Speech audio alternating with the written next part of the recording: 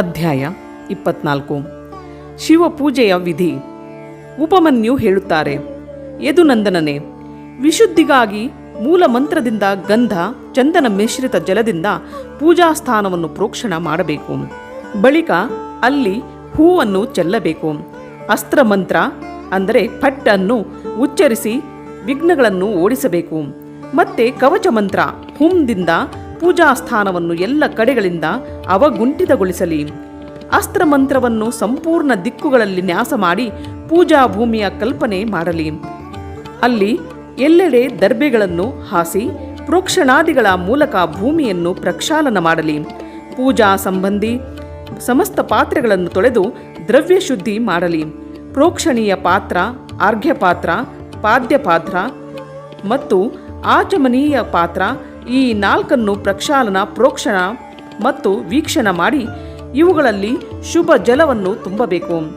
ದೊರಕಿದಷ್ಟು ಎಲ್ಲ ಪವಿತ್ರ ದ್ರವ್ಯಗಳನ್ನು ಅದರಲ್ಲಿ ಹಾಕಲಿ. ಪಂಚರತ್ನ, ಬೆಳ್ಳಿ, ಚಿನ್ನ, ಗಂಧ, ಪುಷ್ಪ, ಅಕ್ಷತೆ ಮುಂತಾದವುಗಳನ್ನು ಹಾಗೂ ಫಲ, ಪಲ್ಲವ, ಕುಶ ಇವೆಲ್ಲವುಗಳನ್ನು ಅನೇಕ ಪ್ರಕಾರದ ಪುಣ್ಯ ದ್ರವ್ಯಗಳಾಗಿವೆ. ಸ್ನಾನ ಮತ್ತು ಕುಡಿಯುವ ಜಲದಲ್ಲಿ ವಿಶೇಷವಾಗಿ ಸುಗಂಧಾದಿ ಶೀತಲ ಮನೋಜ್ಞ ಪುಷ್ಪಾದಿಗಳನ್ನು ಹಾಕಲಿ. ಪಾದ್ಯ ಪಾತ್ರದಲ್ಲಿ ಲಾವಂಚ ಮತ್ತು ಚಂದನ ಹಾಕಬೇಕು. ಆಚಮನೀಯ ಪಾತ್ರೆಯಲ್ಲಿ ವಿಶೇಷವಾಗಿ ಜಾಯಿಕಾಯಿ, ಕಂಕೋಲ, ಕರ್ಪೂರ, ನುಗ್ಗೆ ಹೂವು, ತಮಾಲ ಚೂರ್ಣ ಹಾಕಬೇಕು. ಯಾಲಕ್ಕಿಯು ಎಲ್ಲ ಪಾತ್ರೆಗಳಲ್ಲಿ ಹಾಕುವ ವಸ್ತುವಾಗಿದೆ. ಕರ್ಪೂರ, ಚಂದನ, ಕುಶಾಗ್ರಗಳು, ಅಕ್ಷತೆ, ಜವೆ, ಭತ್ತ, ಎಳ್ಳು, ತುಪ್ಪ, ಸಾಸಿವೆ, ಹೂವು, ಭಸ್ಮ ಇವೆಲ್ಲವನ್ನು ಆರ್ಘ್ಯ ಪಾತ್ರೆಯಲ್ಲಿ ಹಾಕಬೇಕು. ದರ್ಭೆ, ಹೂವು, ಜವೆ, ಭತ್ತ, ನುಗ್ಗೆ ಹೂವು, ತಮೂಲ ಮತ್ತು ಭಸ್ಮ ಇವೆಲ್ಲವನ್ನು ಪ್ರೋಕ್ಷಣಿ ಪಾತ್ರೆಯಲ್ಲಿ ಹಾಕಬೇಕು. ಎಲ್ಲೆಡೆ ಮಂತ್ರನ್ಯಾಸ ಮಾಡಿ ಕವಚ ಮಂತ್ರದಿಂದ ಪ್ರತಿಯೊಂದು ಪಾತ್ರೆಯನ್ನು ಹೊರಗಿನಿಂದ ಅವೇಷ್ಟಿತ ಮಾಡಲಿ. ಮತ್ತೆ ಅಸ್ತ್ರ ಮಂತ್ರದಿಂದ ಅದರ ರಕ್ಷೆ ಮಾಡಿ ಧೇನು ಮುದ್ರಾ ತೋರಿಸಬೇಕು. ಪೂಜೆಯ ಎಲ್ಲ ದ್ರವ್ಯಗಳನ್ನು ಪ್ರೋಕ್ಷಣಿ ಪಾತ್ರದ ನೀರಿನಿಂದ ಮೂಲ ಮಂತ್ರದಿಂದ ಪ್ರೋಕ್ಷಿಸಿ ವಿಧಿವತ್ತಾಗಿ ಶೋಧನೆ ಮಾಡಬೇಕು. ಶ್ರೇಷ್ಠ ಸಾಧಕನು ಹೆಚ್ಚು ಪಾತ್ರೆಗಳು ಸಿಗದಿದ್ದರೆ ಎಲ್ಲ ಕರ್ಮಗಳನ್ನು ಒಂದೇ ಪ್ರೋಕ್ಷಣೀಯ ಪಾತ್ರೆಯಲ್ಲೇ ಸಂಪಾದಿಸಿ ಇಡಬೇಕು. ಅದರ ಜಲದಿಂದಲೇ ಸಾಮಾನ್ಯವಾಗಿ ಅರ್ಘ್ಯವನ್ನು ಕೊಡಲಿ. ಅನಂತರ ಮಂಡಲದ ದಕ್ಷಿಣ ದ್ವಾರ ಭಾಗದಲ್ಲಿ ಭಕ್ಷ್ಯ ಭೋಜ್ಯಾದಿಗಳಿಂದ ವಿಧಿವತ್ತಾಗಿ ವಿನಾಯಕ ದೇವರನ್ನು ಪೂಜಿಸಿ ಅಂತಃಪುರದ ಸ್ವಾಮಿ ಸಾಕ್ಷಾತ್ ನಂದಿಯನ್ನು ಚೆನ್ನಾಗಿ ಪೂಜೆ ಮಾಡಲಿ. ಅವನ ಅಂಗಕಾಂತಿಯು ಸುವರ್ಣಮಯ ಪರ್ವತದಂತೆ ಇದೆ. ಸಮಸ್ತ ಆಭೂಷಣಗಳು ಅವನ ಶೋಭೆಯನ್ನು ಹೆಚ್ಚಿಸಿದೆ. ಮಸ್ತಕದಲ್ಲಿ ಬಾಲಚಂದ್ರನ ಮುಕುಟ ಶೋಭಿಸುತ್ತಿದೆ. ಅವನ ಮೂರ್ತಿಯು ಸೌಮ್ಯವಾಗಿದೆ. ಅವನು 3 ಕಣ್ಣುಗಳು ಮತ್ತು 4 ಭುಜಗಳಿಂದ ಕೂಡಿರುವನು. ಅವ ಒಂದು ಕೈಯಲ್ಲಿ ಹೊಳೆಯುವ ತ್ರಿಶೂಲ, 2ನೇಯದರಲ್ಲಿ ಮೃಗಿ, 3ನೇಯದರಲ್ಲಿ ಟಂಕ ಮತ್ತು 4ನೇಯದರಲ್ಲಿ ಹರಿತವಾದ ಬೆತ್ತ ಧರಿಸಿರುವನು. ಅವನ ಮುಖ ಕಾಂತಿಯು ಚಂದ್ರಮಂಡಲದಂತೆ ಉಜ್ವಲವಾಗಿದೆ. ಮುಖವು ವಾನರದಂತೆ ಇದೆ. ದ್ವಾರದ ಉತ್ತರದ ಪಾರ್ಶ್ವದಲ್ಲಿ ಅವನ ಪತ್ನಿ ಮರುದ್ಗಣರ ಪುತ್ರಿ ಸುಯೇಶ ಇದ್ದಾಳೆ. ಅವಳು ಉತ್ತಮ ವ್ರತವನ್ನು ಪಾಲಿಸುವವಳು ಮತ್ತು ಪಾರ್ವತಿಯ ಚರಣಗಳ ಶೃಂಗಾರ ಮಾಡುವುದರಲ್ಲಿ ತೊಡಗಿರುವಳು. ಆಕೆಯನ್ನು ಪೂಜಿಸಿ ಪರಮೇಶ್ವರ ಶಿವನ ಭವನದೊಳಗೆ ಪ್ರವೇಶಿಸಿ ಆ ದ್ರವ್ಯಗಳಿಂದ ಶಿವಲಿಂಗದ ಪೂಜೆ ಮಾಡಿ ನಿರ್ಮಾಲ್ಯವನ್ನು ತೆಗೆಯಬೇಕು. ಅನಂತರ ಹೂವನ್ನು ತೊಳೆದು ಶಿವಲಿಂಗದ ಮೇಲೆ ಅದರ ಶುದ್ಧಿಗಾಗಿ ಇಡಬೇಕು. ಮತ್ತೆ ಕೈಯಲ್ಲಿ ಹೂವನ್ನೆತ್ತಿಕೊಂಡು ಯಥಾಶಕ್ತಿ ಮಂತ್ರವನ್ನು ಜಪ ಮಾಡಲಿ. ಇದರಿಂದ ಮಂತ್ರದ ಶುದ್ಧಿಯಾಗುತ್ತದೆ. ಈಶಾನ್ಯ ಮೂಲೆಯಲ್ಲಿ ಚಂಡಿಕೇಶ್ವರನನ್ನು ಆರಾಧನೆ ಮಾಡಿ ಅವನಿಗೆ ಹಿಂದಿನ ನಿರ್ಮಾಲ್ಯವನ್ನು ಅರ್ಪಿಸಲಿ. ಅನಂತರ ಇಷ್ಟ ದೇವತೆಗಾಗಿ ಆಸನವನ್ನು ಕಲ್ಪಿಸಲಿ. ಕ್ರಮವಾಗಿ ಆಧಾರಾದಿಗಳನ್ನು ಧ್ಯಾನಿಸಲಿ. ಕಲ್ಯಾಣಮಯಿ ಆಧಾರ ಶಕ್ತಿಯು ಭೂತಲದಲ್ಲಿ ವಿರಾಜಮಾನಳಾಗಿದ್ದಾಳೆ ಮತ್ತು ಆಕೆಯ ಅಂಗಕಾಂತಿಯು ಶ್ಯಾಮಲವಾಗಿದೆ. ಈ ಪ್ರಕಾರ ಆಕೆಯ ಸ್ವರೂಪವನ್ನು ಚಿಂತಿಸಲಿ. ಅದರ ಮೇಲೆ ಹೆಡೆಯನ್ನೆತ್ತಿಕೊಂಡ ಸರ್ಪಾಕಾರದ ಅನಂತನು ಕುಳಿತಿರುವನು. ಅವನ ಅಂಗಕಾಂತಿಯು ಉಜ್ವಲವಾಗಿದೆ.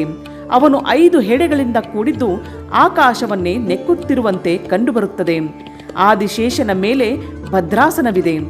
ಅದರ 4 ಕಾಲುಗಳಲ್ಲಿ ಸಿಂಹದ ಆಕೃತಿಯನ್ನು ಕೆತ್ತಿರುವರು. ಆ 4 ಕಾಲುಗಳು ಕ್ರಮವಾಗಿ ಧರ್ಮ, ಜ್ಞಾನ, ವೈರಾಗ್ಯ ಮತ್ತು ಐಶ್ವರ್ಯ ರೂಪವಾಗಿದೆ. ಧರ್ಮವೆಂಬ ಕಾಲು ಆಗ್ನೇಯ ಮೂಲೆಯಲ್ಲಿದೆ, ಅದರ ವರ್ಣ ಬೆಳ್ಳಗಾಗಿದೆ. ಜ್ಞಾನವೆಂಬ ಕಾಲು ನೈಋತ್ಯ ಮೂಲೆಯಲ್ಲಿ ಇದ್ದು ಅದರ ವರ್ಣ ಕೆಂಪಾಗಿದೆ. ವೈರಾಗ್ಯ ವಾಯುವ್ಯ ಮೂಲೆಯಲ್ಲಿದ್ದು ಅದರ ಬಣ್ಣ ಹಳದಿಯಾಗಿದೆ. ಐಶ್ವರ್ಯ ಈಶಾನ್ಯ ಮೂಲೆಯಲ್ಲಿದ್ದು ಅದರ ಬಣ್ಣ ಶ್ಯಾಮಲವಾಗಿದೆ. ಅಧರ್ಮ ಮೊದಲಾದವುಗಳು ಆ ಆಸನದ ಪೂರ್ವಾದಿ ಭಾಗಗಳಲ್ಲಿ ಕ್ರಮವಾಗಿ ಸ್ಥಿತವಾಗಿದೆ. ಅರ್ಥಾತ್ ಅಧರ್ಮವು ಪೂರ್ವದಲ್ಲಿ, ಅಜ್ಞಾನವು ದಕ್ಷಿಣದಲ್ಲಿ, ಅವೈರಾಗ್ಯವು ಪಶ್ಚಿಮದಲ್ಲಿ ಮತ್ತು ಅವೈಶ್ವರ್ಯ ಉತ್ತರದಲ್ಲಿದೆ. ಅವುಗಳ ಅಂಗವು ರಾಜಾವರ್ತ ಮಣಿಯಂತೆ ಇದೆ ಎಂದು ಭಾವಿಸಬೇಕು. ಈ ಭದ್ರಾಸನವನ್ನು ಮೇಲಿನಿಂದ ಆಚ್ಛಾದಿಸಿರುವ ಶ್ವೇತ ನಿರ್ಮಲ ಪದ್ಮಮಯ ಆಸನವಿದೆ. ಅಣಿಮಾದಿ 8 ಐಶ್ವರ್ಯ ಗುಣಗಳೇ ಆ ಕಮಲದ 8 ದಳಗಳಾಗಿವೆ. ವಾಮದೇವಾದಿ ರುದ್ರರು ತಮ್ಮ ವಾಮ ಆದಿ ಶಕ್ತಿಗಳೊಂದಿಗೆ ಆ ಕಮಲದ ಕೇಸರವಾಗಿದೆ. ಆ ಮನೋನ್ಮನಿ ಮೊದಲಾದ ಅಂತಃಶಕ್ತಿಗಳೇ ಬೀಜವಾಗಿವೆ. ಅಪರ ವೈರಾಗ್ಯವು ಕರ್ಣಿಕೆಯಾಗಿದೆ. ಶಿವ ಸ್ವರೂಪ ಜ್ಞಾನವು ನಾಳವಾಗಿದೆ. ಶಿವ ಧರ್ಮವು ಕಂದವಾಗಿದೆ. ಕರ್ಣಿಕೆಯ ಮೇಲೆ 3 ಮಂಡಲ ಅಂದರೆ ಚಂದ್ರಮಂಡಲ, ಸೂರ್ಯಮಂಡಲ ಮತ್ತು ವಹ್ನಿಮಂಡಲಗಳಿವೆ. ಮತ್ತು ಆ ಮಂಡಲಗಳ ಮೇಲೆ ಆತ್ಮತತ್ವ, ವಿದ್ಯಾತತ್ವ ಮತ್ತು ಶಿವತತ್ವ ರೂಪಿ ತ್ರಿವಿಧ ಆಸನಗಳಾಗಿವೆ. ಇವೆಲ್ಲ ಆಸನಗಳ ಮೇಲೆ ವಿಚಿತ್ರ ಹಾಸಿಗೆಗಳಿಂದ ಆಚ್ಛಾದಿತ ಒಂದು ಸುಖದ ದಿವ್ಯ ಆಸನವನ್ನು ಕಲ್ಪಿಸಬೇಕು. ಅದು ಶುದ್ಧ ವಿದ್ಯೆಯಿಂದ ಅತ್ಯಂತ ಪ್ರಕಾಶಮಾನವಾಗಿರಲಿ. ಆಸನದ ಬಳಿಕ ಆವಾಹನ, ಸ್ಥಾಪನ, ಸಂನಿರೋಧನ, ನಿರೀಕ್ಷಣ ಮತ್ತು ನಮಸ್ಕಾರ ಮಾಡಲಿ. ಇವೆಲ್ಲ ಮುದ್ರೆಗಳನ್ನು ಬೇರೆ ಬೇರೆಯಾಗಿ ಪ್ರದರ್ಶಿಸಲಿ. 2 ಕೈಗಳ ಬೊಗಸೆ ಮಾಡಿ ಅನಾಮಿಕ ಬೆರಳಿನ ಬುಡದಲ್ಲಿ ಅಂಗುಷ್ಟವನ್ನು ತಗುಲಿಸುವುದು ಆವಾಹನ ಮುದ್ರೆಯಾಗಿದೆ. ಇದೇ ಆವಾಹನ ಮುದ್ರೆಯನ್ನು ತಲೆ ಕೆಳಗಾಗಿಸಿದರೆ ಅದು ಸ್ಥಾಪನಾ ಮುದ್ರೆಯಾಗುತ್ತದೆ. ಮುಷ್ಟಿಯೊಳಗೆ ಅಂಗುಷ್ಟಗಳನ್ನು ಸೇರಿಸಿ 2 ಮುಷ್ಟಿಗಳು ಜೋಡಿಸಿದಾಗ ಸನ್ನಿರೋಧನ ಮುದ್ರೆಯಾಗುತ್ತದೆ. 2 ಮುಷ್ಟಿಗಳನ್ನು ಮೇಲ್ಮುಖವಾಗಿಸಿದಾಗ ಸಮ್ಮುಖೀಕರಣ ಎಂಬ ಮುದ್ರೆಯಾಗುತ್ತದೆ. ಇದನ್ನೇ ಇಲ್ಲಿ ನಿರೀಕ್ಷಣ ಎಂದು ಹೇಳಲಾಗಿದೆ. ಶರೀರವನ್ನು ದಂಡದಂತೆ ದೇವರ ಎದುರುಗಡೆ ಕೆಡವಿ ಮುಖವು ನೆಲದ ಕಡೆಗೆ ಇದ್ದು 2 ಕೈಗಳನ್ನು ದೇವರ ಕಡೆಗೆ ಚಾಚುವುದು ಸಾಷ್ಟಾಂಗ ನಮಸ್ಕಾರದ ಕ್ರಿಯೆಯನ್ನೇ ಇಲ್ಲಿ ನಮಸ್ಕಾರ ಮುದ್ರೆ ಎಂದು ಹೇಳಲಾಗಿದೆ. ಅನಂತರ ಪಾದ್ಯ, ಆಚಮನ, ಆರ್ಘ್ಯ ಅಂದರೆ ಸ್ನಾನೀಯ, ವಸ್ತ್ರ, ಯಜ್ಞೋಪವೀತ, ಗಂಧ, ಪುಷ್ಪ, ಧೂಪ, ದೀಪ, ನೈವೇದ್ಯ, ತಾಂಬೂಲವನ್ನು ಅರ್ಪಿಸಿ ಶಿವೆ ಮತ್ತು ಶಿವನನ್ನು ಶಯನ ಮಾಡಿಸಲಿ. ಅಥವಾ ಮೇಲೆ ಹೇಳಿದಂತೆ ಆಸನ ಮತ್ತು ಮೂರ್ತಿಯನ್ನು ಕಲ್ಪಿಸಿ ಮೂಲ ಮಂತ್ರ ಹಾಗೂ ಇತರ ಈಶಾನಾದಿ ಬ್ರಹ್ಮ ಮಂತ್ರಗಳಿಂದ ಸಕಲೀಕರಣದ ಕ್ರಿಯೆಯನ್ನು ಮಾಡಿ ದೇವಿ ಪಾರ್ವತಿಯೊಂದಿಗೆ ಪರಮ ಕಾರಣ ಶಿವನನ್ನು ಆವಾಹಿಸಬೇಕು. ಭಗವಾನ್ ಶಿವನ ಅಂಗಕಾಂತಿಯು ಶುದ್ಧ ಸ್ಫಟಿಕದಂತೆ ಉಜ್ವಲವಾಗಿದೆ. ಅವನು ನಿಶ್ಚಲನು, ಅವಿನಾಶಿಯು, ಸಮಸ್ತ ಲೋಕಗಳ ಪರಮ ಕಾರಣನು, ಸರ್ವಲೋಕ ಸ್ವರೂಪನು, ಎಲ್ಲರ ಒಳಗೆ ಹೊರಗೆ ಇರುವವನು, ಸರ್ವವ್ಯಾಪಿಯು, ಅಣುವಿಗಿಂತ ಅಣುವು, ಮಹತ್ತಿಗಿಂತ ಮಹಾನನು ಆಗಿರುವನು. ಭಕ್ತರಿಗೆ ಆಯಾಸವಿಲ್ಲದೆ ದರ್ಶನ ಕೊಡುವನು, ಎಲ್ಲರ ಈಶ್ವರನು, ಅವ್ಯಯನು ಆಗಿರುವನು. ಬ್ರಹ್ಮ, ಇಂದ್ರ, ವಿಷ್ಣು, ರುದ್ರ ಮೊದಲಾದ ದೇವತೆಗಳಿಗೂ ಕೂಡ ಅಗೋಚರನಾಗಿರುವನು. ಸಮಸ್ತ ವೇದಗಳ ಸಾರತತ್ವವಾಗಿರುವನು. ವಿದ್ವಾಂಸರಿಗೂ ಗೋಚರಿಸುವುದಿಲ್ಲ. ಆದಿ, ಮಧ್ಯ, ಅಂತ್ಯಗಳಿಂದ ರಹಿತನಾಗಿದ್ದಾನೆ. ಭವರೋಗದಿಂದ ಗ್ರಸ್ತ ಪ್ರಾಣಿಗಳಿಗಾಗಿ ಔಷಧ ರೂಪನಾಗಿರುವನು. ಶಿವತತ್ವದ ರೂಪದಲ್ಲಿ ವಿಖ್ಯಾತನಾಗಿದ್ದಾನೆ ಮತ್ತು ಎಲ್ಲರ ಕಲ್ಯಾಣ ಮಾಡುವುದಕ್ಕಾಗಿ ಜಗತ್ತಿನಲ್ಲಿ ಸುಸ್ಥಿರ ಶಿವಲಿಂಗದ ರೂಪದಲ್ಲಿ ಇರುವನು. ಹೀಗೆ ಭಾವಿಸಿ ಭಕ್ತಿ ಭಾವದಿಂದ ಗಂಧ, ಧೂಪ, ದೀಪ, ಪುಷ್ಪ, ನೈವೇದ್ಯ ಈ ಪಂಚೋಪಚಾರಗಳಿಂದ ಶಿವಲಿಂಗದ ಪೂಜೆ ಮಾಡಲಿ. ಪರಮಾತ್ಮ ಮಹೇಶ್ವರ ಶಿವನ ಮಂಗಳಮಯ ಮೂರ್ತಿಯ ಅಭಿಷೇಕ ಕಾಲದಲ್ಲಿ ಜಯ ಜಯಕಾರ ಮಂಗಳ ಪಾಠಗಳನ್ನು ಮಾಡಬೇಕು.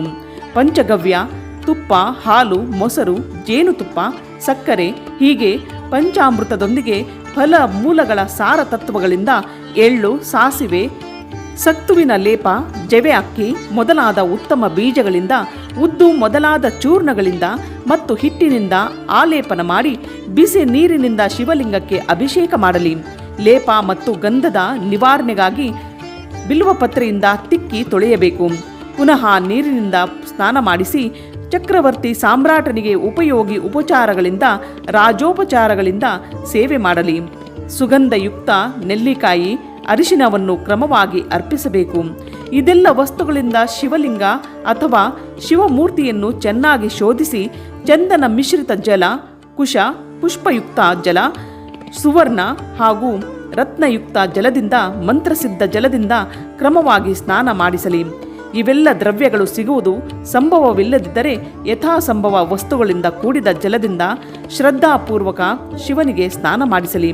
ಕಲಶ, ಶಂಖ ಮತ್ತು ವರ್ಧನಿಯಿಂದ ಹಾಗೂ ಕುಶ ಪುಷ್ಪಗಳಿಂದ ಕೂಡಿದ ಕೈಯಿಂದ ಜಲದಿಂದ ಮಂತ್ರೋಚ್ಚಾರ ಪೂರ್ವಕ ಇಷ್ಟ ದೇವತೆಯನ್ನು ಅಭಿಷೇಕ ಮಾಡಬೇಕು.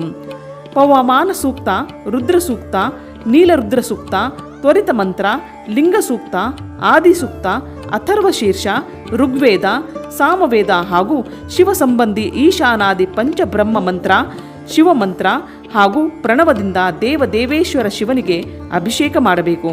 ಮಹಾದೇವನಿಗೆ ಅಭಿಷೇಕ ಮಾಡಿದಂತೆಯೇ ಪಾರ್ವತೀ ದೇವಿಗೂ ಅಭಿಷೇಕ ಮಾಡಬೇಕು. ಅವರಿಬ್ಬರಲ್ಲಿ ಯಾವುದೇ ಭೇದವಿಲ್ಲ, ಏಕೆಂದರೆ ಅವರಿಬ್ಬರೂ ಸರ್ವಥಾ ಸಮಾನರಾಗಿದ್ದಾರೆ. ಮೊದಲಿಗೆ ಮಹಾದೇವನನ್ನು ಉದ್ದೇಶಿಸಿ ಸ್ನಾನಾದಿ ಕರ್ಮಗಳನ್ನು ಮಾಡಿದ ಬಳಿಕ ದೇವಿಗಾಗಿಯೂ ದೇವಾದಿ ದೇವೇಶ್ವರನ ಆದೇಶದಂತೆ ಎಲ್ಲವನ್ನೂ ಮಾಡಬೇಕು. ಅರ್ಧನಾರೀಶ್ವರನ ಪೂಜೆ ಮಾಡುವಾಗ ಅವರಲ್ಲಿ ಮೊದಲು ನಂತರವೆಂಬುದಿಲ್ಲ. ಆದ್ದರಿಂದ ಅದರಲ್ಲಿ ಮಹಾದೇವ ಮತ್ತು ಮಹಾದೇವಿಯ ಪೂಜೆ ಜೊತೆಗೆ ನಡೆಯುತ್ತಾ ಇರುತ್ತದೆ. ಶಿವಲಿಂಗದಲ್ಲಿ ಅಥವಾ ಇತರ ಮೂರ್ತಿಗಳಲ್ಲಿ ಅರ್ಧನಾರೀಶ್ವರನ ಭಾವನೆಯಿಂದ ಎಲ್ಲ ಉಪಚಾರಗಳನ್ನು ಶಿವ ಮತ್ತು ಶಿವೆಯರಿಗಾಗಿ ಒಟ್ಟಿಗೆ ಉಪಯೋಗಿಸಲಾಗುತ್ತದೆ. ಪವಿತ್ರ ಸುಗಂಧಿತ ಜಲದಿಂದ ಶಿವಲಿಂಗಕ್ಕೆ ಅಭಿಷೇಕ ಮಾಡಿ ಅದನ್ನು ವಸ್ತ್ರದಿಂದ ಒರೆಸಬೇಕು. ಮತ್ತೆ ನೂತನ ವಸ್ತ್ರ ಮತ್ತು ಯಜ್ಞೋಪವೀತ ಅರ್ಪಿಸಲಿ.